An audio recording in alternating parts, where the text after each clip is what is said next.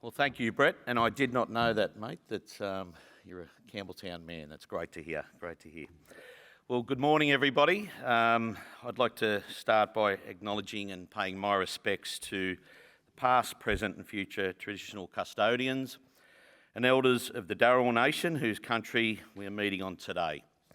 And we recognise the continuation of cultural, spiritual and educational practices of Aboriginal and Torres Strait Islander peoples from here and all other Aboriginal nations.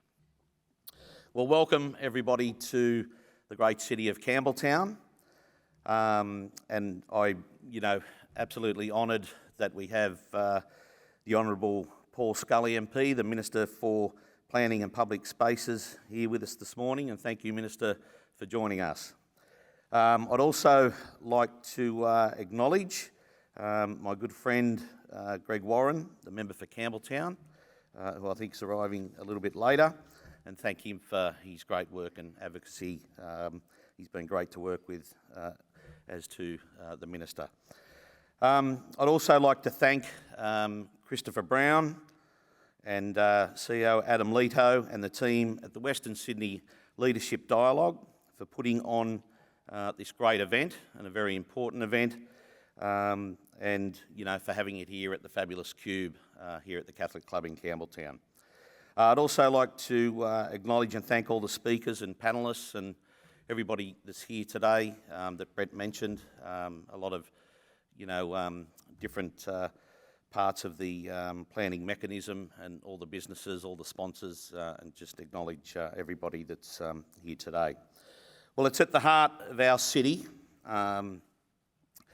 And it's a place of opportunity, and there's nothing more fundamental in our great country than the opportunity to access safe and affordable housing.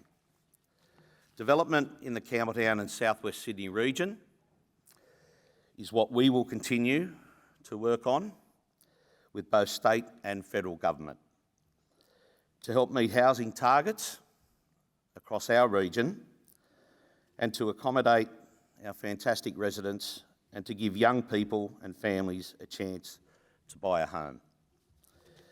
As we know, homes are a big part of it, but around that, we need the infrastructure. And that's why I've been advocating to make sure that our residents are connected, especially with the opportunities that the Western Sydney International Airport will bring. And I'm really pleased that before the election, the federal government, which they're honouring, come out with the $1 billion announcement for the transport corridors for the Leppington, to Bradfield and the airport and the Macarthur Metro.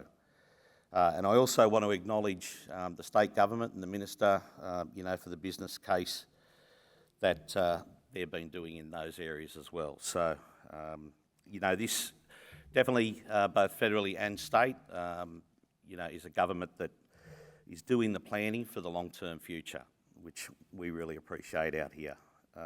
The other thing we're working on here in Campbelltown with the Minister and the state government is the Community and Justice Precinct, which will go right in the heart of our city if we're successful and if we can get that over the line. So we'll continue to work with the Minister and with the state government to see if we can one day deliver that, because that will be the biggest transformation of the Campbelltown CBD, in many, many decades.